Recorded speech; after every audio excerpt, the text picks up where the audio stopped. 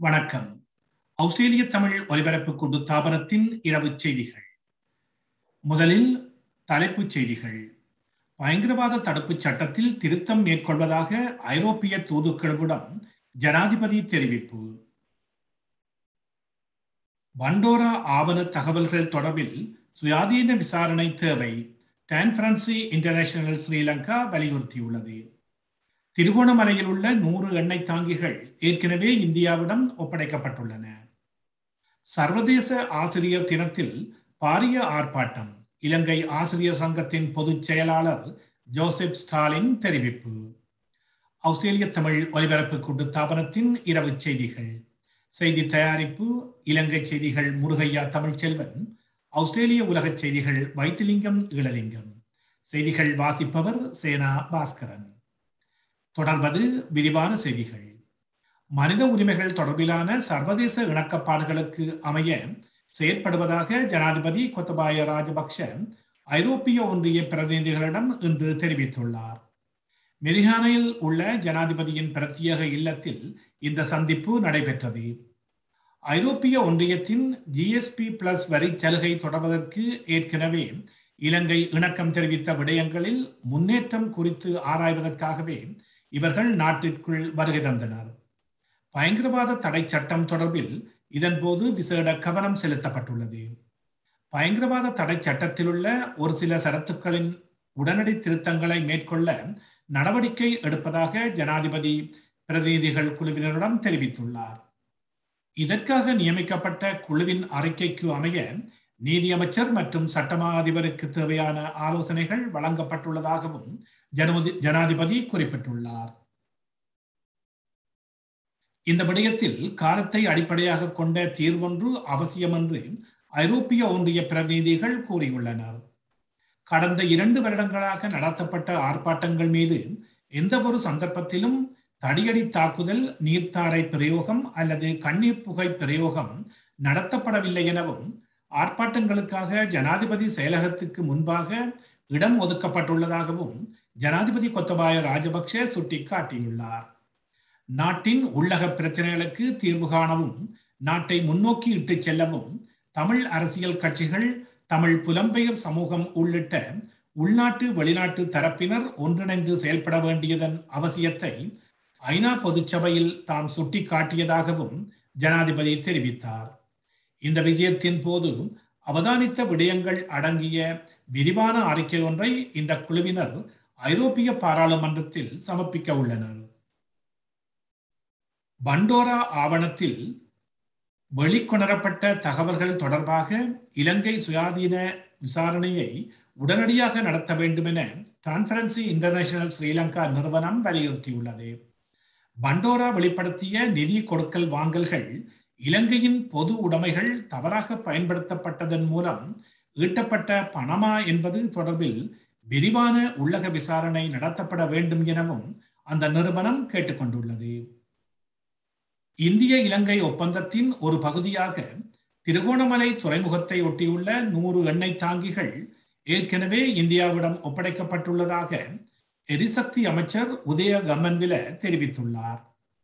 திருகோணமலையில் உள்ள எண்ணெய் தாங்கிகளை இந்தியாவுடன் ஒப்படைக்க முயற்சிப்பதாக கூறப்படும் குற்றச்சாட்டுகளுக்கு பதிலளிப்பதற்காக திங்கட்கிழமை இடம்பெற்ற ஊடக சந்திப்பிலேயே அவர் இதனை தெரிவித்தார். 1987 மற்றும் 2003 கையெழுத்திடப்பட்ட ஒப்பந்தங்கள் மூலம் குறித்த எண்ணெய் தாங்கிகள் ஏற்கனவே இந்தியாவிடம் ஒப்படைக்கப்பட்டன. இந்த நிலையில் அவற்றினை மீண்டும் கையகப்படுத்தும் முயற்சிகளில் ஈடுபட்டுள்ளதாக அமைச்சர் உதய கம்மன்பில கூறினார். இதேவேளை 85 எண்ணெய் தாங்கிகள் இந்தியாவிடம் ஒப்படைக்கப்படும் என்ற சோபித தேரரின் கருத்துக்களை நிராகரிப்பதாகவும் அவர் குறிப்பிட்டுள்ளார். இவை அனைத்திற்கும் ஏற்கனவே ஐக்கிய தேசிய கட்சி அரசாங்கத்தின் கீழ் இந்தியாவிடம் ஒப்படைக்கப்பட்டு விட்டன என்றும் அமைச்சர் உதய கம்மன்பில கூறியுள்ளார். சர்வதேச ஆசிரியர் தினத்தில் பாரிய ஆர்ப்பாட்டம். சர்வதேச ஆசிரியர் தினமான நாளைய தினம் அதிபர் ஆசிரியர் சங்கங்கள் பாரிய ஆர்ப்பாட்டத்திற்கு தயாராவதாக இலங்கை ஆசிரியர் சங்கத்தின் பொதுச் செயலாளர் ஜோசப் ஸ்டாலின் தெரிவித்துள்ளார். நாளை 6ஆம் தேதி புதன்கிழமை சர்வதேச ஆசிரியர் தினத்தை முன்னிட்டு தொகுதி ரீதியாக 312 கல்வி நிலையங்களை மையமாக கொண்டு பாரிய ஆர்ப்பாட்டத்தினை முன்னெடுக்க தீர்மானித்துள்ளோம். அதிபர் ஆசிரியர்களின் சம்பள முரண்பாடு மற்றும் நாட்டிலுள்ள மாணவர்களின் கல்வி உரிமையை பாதுகாத்தல் உள்ளிட்ட 2 பிரதான காரணிகளை அடிப்படையாக கொண்டு இந்த ஆர்ப்பாட்டத்தினை முன்னெடுக்க எதிர்பார்த்துள்ளோம் என்று தெரிவித்துள்ளார். நீங்கள் கேட்டுக்கொண்டிருப்பது ஆஸ்திரேலிய தமிழ் ஒலிபரப்பு கூட்டுத்தாபனத்தின் மாலை செய்திகள். தொடர்வது ஆஸ்திரேலிய மற்றும் உலக செய்திகள். நியூ சவுத் வேல்ஸ் மாநிலத்தின் புதிய முதல்வராக தெரிவாகியுள்ள டொமினிக் பரட்டோ அவரது முதலாவது கட்ட கூட்டத்திலேயே முன்னை நாள் முதல்வர் கிளாடிஸ் பேஜிகிலின் செயல்திறனை புகழ்ந்ததுடன் தான் அவரிடமிருந்து வெகுவாக கற்றுக்கொண்டுள்ளதாகவும் தெரிவித்துள்ளார். அவர் கிளாடிஸ் பேஜிகிலின் ஒரு வியக்கத்தக்க முதல்வர் எனவும் அவருடன் நெருக்கமாக பணியாற்றும் வாய்ப்பு தனக்கு கிட்டியுள்ளது எனவும் அதனால் அவரிடமிருந்து நிறையவே தான் கற்றுக்கொண்டுள்ளதாகவும் தெரிவித்துள்ளார். நியூ சவுத் வேல்ஸ் மக்களுக்காக ஓய்வின்றி செயலாற்றிய ஒரு முதல்வர் எனவும் நியூ சவுத் வேல்ஸின் சிறந்த முதல்வர்கள் வரிசையில் அவருக்கு நிச்சயமாக ஒரு இடம் உண்டு என்றும் அவர் சொன்னார். முன்னை நாள் முதல்வர் கிளாடிஸ் பேஜிகிலின் மீது சுதந்திரமான ஊழல்கள் விசாரணை குழுவின் விசாரணைகள் இடம்பெற உள்ளமையினை தொடர்ந்து கடந்த வாரம் அவர் தனது பதவியில் இருந்து விலகியுள்ளமை குறிப்பிடத்தக்கது. அவரின் பதவி விலகலை தொடர்ந்து நியூ சவுத் வேல்ஸ் மாநிலத்தின் 46வது முதல்வராக இன்று டொமினிக் பரட்டோ லிபரல் கட்சி நாடாளுமன்ற உறுப்பினர்களால் தெரிவு செய்யப்பட்டுள்ளார் என்பது குறிப்பிடத்தக்கது. மேற்கு ஆஸ்திரேலிய முதல்வர் Mark McGowan New South Wales மாநிலத்தின் புதிய முதல்வர் டொமினிக் பரட்டோவை ஜிஎஸ்டி வரி விவகாரத்தில் மேற்கு ஆஸ்திரேலியாவுக்கு வெளிப்படையானதும் ஆபத்தானதுமான ஒருவராக இருப்பார் என்று தெரிவித்துள்ளார். நிதியாளராக இருந்தபோது நியூ சவுத் வேல்ஸ் மாநிலம் அடைந்துள்ளதாக கூறப்படும் பொருளாதார சாதனைகளை நிராகரித்ததுடன் அவர் ஜிஎஸ்டி வரி தொடர்பான மேற்கு ஆஸ்திரேலியாவின் உடன்பாட்டுக்கு எதிராக செயல்படுவார் எனவும் சுட்டிக்காட்டியுள்ளார். மேற்கு ஆஸ்திரேலிய வரவு செலவு திட்டத்தில் $5.6 பில்லியன் மிகை வருமானம் காட்டப்பட்டுள்ளமையினை தொடர்ந்து 2 மாநிலங்களுக்கும் இடையே ஜிஎஸ்டி வருமானத்தினை பகிர்வதில் முரண்பாடுகள் தோன்ற ஆரம்பித்துள்ளன. முதல்வர் டொமினிக் முதல்வராக தெரிவாகிய சில மணி நேரத்துக்குள்ளேயே ஜிஎஸ்டி வருமான பகிர்வு பற்றி தனது நிலைப்பாட்டினை தெரிவித்துள்ளார். அவர் ஜிஎஸ்டி வருமானத்திலிருந்தே பாடசாலைகள், மருத்துவமனைகள், ஆசிரியர்கள், தாதிமார்கள், காவல்துறையினர் ஆகியோரின் சம்பள கொடுப்பனவு செய்யப்படுகின்றது எனவும் இவ்வருமானம் பகிரப்படும் முறையில் நியூ சவுத் வேல்ஸ் மாநிலம் பாதிப்புக்குள்ளாவதனை பார்த்து கொண்டிருக்க முடியாது எனவும் பொதுமக்கள் நன்மை கருதி வருமான பகிர்வு முறையில் சீர்திருத்தம் அவசியம் என்று கருத்து தெரிவித்துள்ளார்.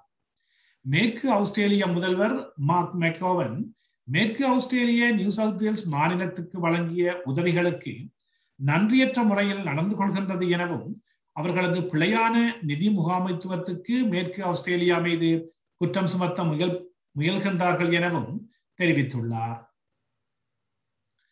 சீனா கடந்த சில நாட்களாக தாய்வான் நாட்டின் விமான பாதுகாப்பு வலயத்துள் அத்துமீறி மேற்கொண்ட பயணங்களை ஆஸ்திரேலியா வன்மையாக கண்டித்துள்ளது.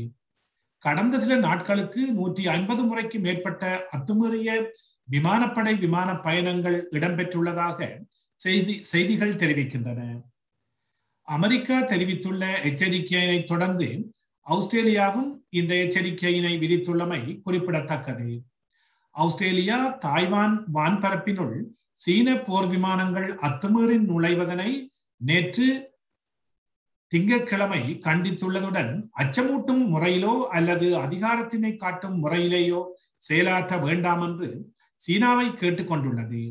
சீனா கடந்த வெள்ளிக்கிழமை 38 போர் விமானங்களையும், சனிக்கிழமை 39 போர் விமானங்களையும், திங்கட்கிழமை 56 போர் விமானங்களையும் தாய்வானின் பாதுகாப்பு வான் வலயத்துள் அனுப்பியுள்ளது என்று சுட்டிக்காட்டப்பட்டுள்ளது. இன்ஸ்டாகிராம், வாட்ஸ்அப், ஃபேஸ்புக் சேவை பாதிக்கப்பட்டதால் அதன் நிறுவன தலைவர் மார்க் ஸ்கைபருக்கு 600 கோடி இழப்பு ஏற்பட்டுள்ளது. உலகம் முழுவதும் இன்ஸ்டாகிராம், வாட்ஸ்அப், ஃபேஸ்புக் செயலிகள் நேற்று இரவு 6 மணி நேரம் முடங்கின. இதனால் அந்த நிறுவன தலைவர் மார்க் ஸ்கர்பர் மன்னிப்பு கோரினார். இந்நிலையில் தொடர்ந்து 6 மணி நேரம் பேஸ்புக் சேவை தடைப்பட்டதால் அமெரிக்க பங்கு சந்தையில் பேஸ்புக் சந்தை மதிப்பு 5% சரிந்தது. இதனால் மார்க் ஜக்பருக்கு 600 கோடி இழப்பு ஏற்பட்டது. மேலும் மார்க் சொத்து மதிப்பு ரூபாய் 52,000 கோடியாக சரிந்துள்ளது. இதனால் உலக பணக்காரர்கள் பட்டியலில் 3வது இடத்திலிருந்து 5வது இடத்திற்கு அவர் தள்ளப்பட்டுள்ளது குறிப்பிடத்தக்கது. ஆப்கானிஸ்தானில் கடந்த 2000 முதல் 2020 ஆண்டு வரை பள்ளி, கல்லூரி, பல்கலைக்கழகங்களில் மாணவர்கள் பெற்ற பட்டத்தால் எந்த பயனும் இல்லை என தலிபான்கள் தெரிவித்துள்ளனர். ஆப்கானிஸ்தானில் இருந்து நேட்டோ அமெரிக்க படைகள் வெளியேறியவுடன் தலிபான்கள் ஆட்சியை கைப்பற்றினர். அதன் பின் ஆண்கள் தாடியை குறைக்கவோ மழிக்கவோ கூடாது என்றும், பெண் குழந்தைகள் பள்ளிக்கு வரக்கூடாது என்றும் பல்வேறு அடாவடி உத்தரவுகளை தலிபான்கள் பிறப்பித்து வருகின்றனர். இந்த நிலையில் தலிபான்களின் கல்வித்துறை அமைச்சர் அப்துல் பாஹி ஹக்கானி செய்தியாளர்களிடம் ஆப்கானில் கடந்த 20 ஆண்டுகளாக தலிபான்கள் ஆட்சியில் இல்லை. அந்த காலகட்டத்தில் நேட்டோ அமெரிக்க பாதுகாப்பில் ஹமீது ஹர்ஷாய், அஷ்ரப் கனி ஆகியோர் ஆட்சி செய்தனர். அப்போது பள்ளிகள், கல்லூரிகள், பல்கலைக்கழகங்களில் படித்து மாணவர்கள் பெற்ற பட்டத்தால் யாருக்கும் எந்த பயனும் இல்லை. இன்றுள்ள முதுகலை பட்ட படிப்புகள், முனைவர் பட்டங்கள் எல்லாம் மதராசாவில் படிக்கும் மத ரீதியான படிப்புகளை விட மதிப்பு குறைவானவை. அதனால் தலிபான்களின் தேசத்துக்கு பயன்படும் மதிப்புகளை உணர்ந்த மாணவர்களை உருவாக்கும் ஆசிரியர்களை பணியமர்த்த இருக்கின்றோம். இவ்வாறு தெரிவித்துள்ளார். 8 வயதுக்கு மேற்பட்டோருக்கு ஃபைசர் நிறுவனத்தின் பூஸ்டர் டோஸ் தடுப்பூசி செலுத்த ஐரோப்பிய ஒன்றியத்தின் மருந்து கண்காணிப்பு அமைப்பு அனுமதி அளித்துள்ளது. கொரோனா வைரஸை கட்டுப்படுத்த தடுப்பூசி செலுத்தும் பணிகள் தீவிரமாக நடைபெற்று வருகின்றது. அந்த வகையில் ஜெர்மனி, கிரீஸ் உட்பட 27 நாடுகளை கொண்ட கூட்டமைப்பாக ஐரோப்பிய நாடுகளில் கொரோனா தடுப்பூசியின் 2 டோஸ்களும் செலுத்தும் பணிகள் நடைபெற்று வருகின்றது. இதற்கிடையில் பல்வேறு நாடுகளில் 3வது டோஸ் பூஸ்டர் தடுப்பூசிக்கு அனுமதி வழங்கப்பட்டு வருகின்றது. அந்த வகையில் ஐரோப்பிய நாடுகளில் 18 வயதுக்கு மேற்பட்டோருக்கு ஃபைசர் நிறுவனத்தின் கொரோனா தடுப்பூசியை 3வது பூஸ்டர் டோஸாக செலுத்த ஐரோப்பிய ஒன்றியத்தின் மருந்து கண்காணிப்பு அமைப்பு அனுமதி வழங்கியுள்ளது. 2 டோஸ் தடுப்பூசி செலுத்திய பின்னரும் கொரோனாவுக்கு எதிரான பாதுகாப்பு குறைந்த நிலையில் இருந்ததால் பூஸ்டர் டோஸாக 3வது டோஸ் தடுப்பூசி செலுத்த அனுமதிக்கப்பட்டுள்ளது. 2வது டோஸ் தடுப்பூசி செலுத்திய பின்னர் 6 மாத இடைவெளிக்கு பின்னர் 3வது டோஸ் செலுத்திக் கொள்ளலாம் என ஐரோப்பிய ஒன்றியத்தின் மருந்து கண்காணிப்பு அமைப்பு தெரிவித்துள்ளது. ஜப்பானின் புதிய பிரதமராக முன்னாள் வெளியுறவுத்துறை அமைச்சர் ஃபுமியோ கிஷிடா பதவியேற்றுள்ளார். கடந்த மாதம் 29ஆம் தேதி நடைபெற்ற தேர்தலில் ஆளும் தாராளவாத ஜனநாயக கட்சியின் தலைவராக தேர்வு செய்யப்பட்ட 64 வயதான ஃபுமியோ கிஷிடா தலைநகர் டோக்கியோவில் உள்ள இம்பீரியல் மாளிகையில் நடைபெற்ற விழாவில் பதவியேற்றுக் கொண்டார். புதிய பிரதமரை தேர்வு செய்வதற்கான நாடாளுமன்ற சிறப்பு அமர்வில் ஃபுமியோ கிஷிடாவை எதிர்த்து ஜப்பானின் மிகப்பெரிய எதிர்கட்சியான அரசியலமைப்பு ஜனநாயக கட்சியின் தலைவர் ஜூஹியோ எடானோ போட்டியிட்டார். எனினும் நாடாளுமன்றத்தின் 2 அவைகளிலும் ஆளும் தாராளவாத ஜனநாயக கட்சி மற்றும் அதன் கூட்டணி கட்சிகள் பெரும்பான்மை வகிப்பதால் அதிக வாக்கு வித்தியாசத்தில் ஃபுமியோ கிஷிடா வெற்றி பெற்றார். இதனைத் தொடர்ந்து ஃபுமியோ கிஷிடாவை ஜப்பானின் புதிய பிரதமராக நாடாளுமன்றம் முறைப்படி அறிவித்தது. இதைத் தொடர்ந்து ஃபுமியோ கிஷிடா பிரதமராக பதவியேற்றதோடு அவரது தலைமையிலான புதிய அமைச்சரவையும் பதவியேற்றது. ஹோஷி ஹைட் சுகாவின் அமைச்சரவையில் அங்கம் வகித்த 2 பேரை தவிர மற்ற அனைவரையும் ஃபுமியோ மாற்றிவிட்டார். முன்னதாக ஜப்பானின் நீண்ட காலம் பிரதமர் பதவியில் இருந்த ஷின்கோ அபே கடந்த ஆண்டு செப்டம்பர் மாதம் பிரதமர் பதவியை ராஜினாமா செய்ததை தொடர்ந்து அவரின் நம்பிக்கைக்குரியவராக இருந்து வந்த ஹோஷி ஹட் சுகா புதிய பிரதமராக பதவியேற்றார்.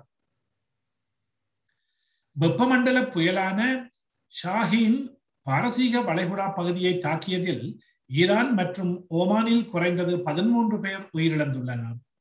ஓமானின் வடக்கு கரையோர பகுதிகளில் 150 கிலோமீட்டர் வேகம் வரையில் காற்று வீசியதால் பெய்த கடும் மழையால் அங்கு கடுமையான வெள்ளப்பெருக்கு ஏற்பட்டது. இதில் வடக்கில் உள்ள அல் படினா மாகாணத்தில் 7 பேர் உயிரிழந்ததாக ஓமன் அதிகாரிகள் தெரிவித்தனர். நீரில் மூழ்கியோ நிலச்சரிவினாலோ மேலும் 4 பேர் இறந்தனர். இதேவேளை 2 மீனவர்களின் சடலங்கள் கண்டெடுக்கப்பட்டதாக ஈரான் அரச ஊடகம் தெரிவித்துள்ளது. இந்த புயல் தென்மேற்கு திசையில் நகர்ந்து நிலப்பகுதியில் நுழைந்து பலவீனம் அடைந்த நிலையில் ஐக்கிய அரபு அமீரகத்தில் பல பகுதிகளில் முன்னெச்சரிக்கை நடவடிக்கைகள் மேற்கொள்ளப்பட்டுள்ளன. மிக அவசர தேவை இருந்தால் ஒழிய அல் அவின் நகர மக்கள் தங்கள் வீடுகளை விட்டு வெளியேற வேண்டாம் என்று கேட்டுக்கொள்ளப்பட்டுள்ளனர். நேயர்கள் இதுவரை கேட்டது ஆஸ்திரேலிய தமிழ் ஒலிபரப்பு கூட்டுத்தாபனத்தின் செய்திகள். தொடர்வது காலநிலை முன்கணிப்பு அறிக்கை. அக்டோபர் மாதம் 6ஆம் தேதி புதன்கிழமைக்கான காலநிலை முன்கணிப்பு அறிக்கை. சிட்னியில் தாழ்வெப்பநிலை 11 பாகை, உயர் வெப்பநிலை 24 பாகை, வெயில் நிறைந்த நாளாக காணப்படும். மெல்பர்னில் தாழ்வெப்பநிலை 7 பாகை, உயர் வெப்பநிலை 22 பாகை, மழை பெய்யும் நாளாக காணப்படும். பிரிஸ்பனில் தாழ்வெப்பநிலை 14 பாகை, உயர் வெப்பநிலை 27 பாகை, இங்கும் வெயில் நிறைந்த நாளாக காணப்படும். அடலைட்டில் தாழ்வெப்பநிலை 11 பாகை, உயர் வெப்பநிலை 22 பாகை, மழை பெய்யும் சாத்தியக்கூறுகள் காணப்படுகின்றது. கென்பராவில் தாழ்வெப்பநிலை 3 பாகை, உயர் வெப்பநிலை 19 பாகை, வெயில் நிறைந்த நாளாக காணப்படும். அடுத்து இன்றைய நாணய மாற்று விவரம். இன்று ஒரு ஆஸ்திரேலிய டாலர் 0.72 அமெரிக்க டாலர்களையும் 0.98 சிங்கப்பூர் டாலர்களையும் 3.04 மலேசியன் ரிங்கெட்டுகளையும் 54.18 இந்திய ரூபாய்களையும் 145.35 இலங்கை ரூபாய்களையும் பெற்றுக்கொண்டது. நேர்கள் கேட்டது காலநிலை முன்கணிப்பு அறிக்கை. அடுத்து சமூக அறிவித்தல் ஒன்று. விக்டோரிய தமிழ் மூத்த பிரஜைகள் காருண்ய கழகமும் விக்டோரிய தமிழ் மகளிர் காருண்ய கழகமும் இணைந்து நடாத்தும் தீபாவளி கொண்டாட்டம் 2021 எதிர்வரும் சனிக்கிழமை அக்டோபர் மாதம் 9ஆம் தேதி 5:30 மணிக்கு இணையவழி மூலமாக நடைபெற உள்ளது. இந்நிகழ்ச்சியில் பல பாராளுமன்ற உறுப்பினர்கள் கலந்து கொள்வதோடு கண்கவர் பண்பாட்டு நடனங்கள், கருத்து பரிமாறல்கள், காதுக்கு இனிமையான பாடல்கள், சிற்றுரைகள், இன்னும் பல நிகழ்ச்சிகள் இடம்பெறும். இந்த நிகழ்ச்சியை கண்டு களிப்பதற்கு ஜூம் இலக்கம் 384287113 அழுத்தவும். பாஸ்போர்ட் தேவையில்லை. மேலதிக விவரங்களுக்கு தலைவர் திரு சாம்பசிவம் அவர்களை 0469855210 என்ற தொலைபேசி இலக்கத்திலும் திருமதி சாந்தி சந்திரகுமாரை 0412962230 என்ற தொலைபேசி இலக்கத்திலும் தொடர்பு கொள்ளலாம். நேர்கள் எதிர்வரும் 9ஆம் தேதி சனிக்கிழமை மாலை 5:30 மணிக்கு ஜூமில் கலந்து சிறப்பிக்குமாறு கழகத்தின் சார்பில் கேட்டுக்கொள்கின்றார்கள்.